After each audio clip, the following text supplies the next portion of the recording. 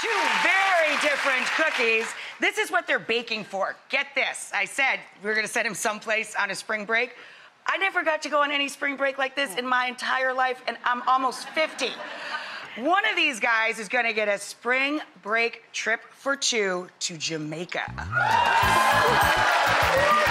know. So amazing. It gets better.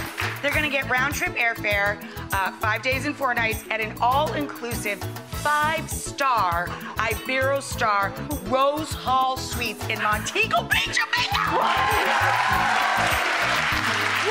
Oh my God, that's amazing. It's got a lazy river, water sports, and 7, not 1, but 7 specialty restaurants. Pretty cool. Wow, that's amazing. So, in the end, there can be only one winner, except I get to eat both cookies when we're done. Yeah. So what is your decision? All right, the winner is Nico.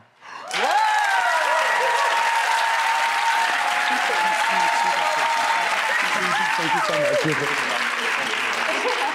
All right, well, good sports all around, and congratulations to both of you. It's my show, and it was really close, and I cheat, so we're going to send both of these kids to